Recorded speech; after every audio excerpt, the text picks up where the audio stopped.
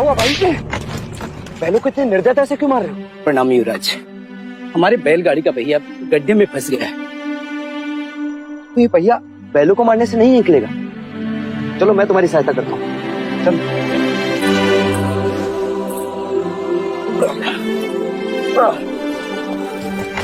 रुक जाइए युवराज, ये आप क्या कर रहे हैं? सहायता। सहायता या पाप? पाप? कैसे पाप? क्या आप नहीं जानते ये एक शूद्र है और तुम ओछी जाति के युवराज को रोकते तक नहीं, दंडवत होके क्षमा मांगो युवराज से। ठहरो ठहरो, ये हमसे क्षमा क्यों मांगे?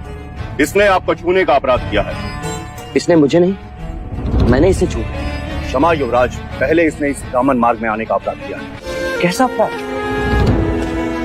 ये मार्ग सबके लिए है। ये सृष्टि, ये जल, वायु, मिट्टी, ये ईश्वर का अपराधी है और इसे दंड मिलना चाहिए। उसी ईश्वर ने इसे बनाया है जिसने तुमको, और यदि ये ईश्वर का अपराधी है तो इसे ईश्वर ही दंडित करेगा।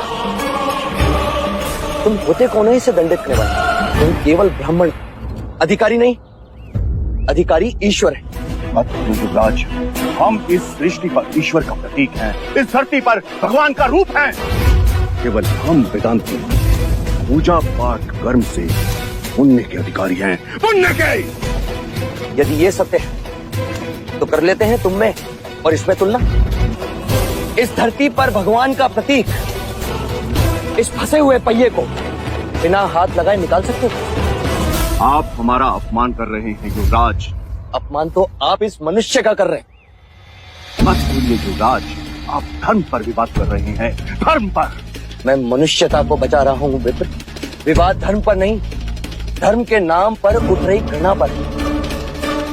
धर्म की सार्थकता संपूर्ण मानव जाति को एक करने में है, उसे जोड़ने में, न कि तोड़ने में। हम कहते हैं कि हम सब मनु की संतान हैं, ब्रह्मा के वंशज। क्या कभी आपने शंकर की जाति को पूछा है? कभी आपने ब्रह्मा के गोत्र को पूछा है? या कभी विष्णु के वर्ण को पूछा है? जब हम एक मनु की संतान हैं, तो ये भी उतना ही ब्राह्मण है जितना कि तुम, और यदि नहीं तो तुम भी उतने ही शूद्र हो जितना कि ये।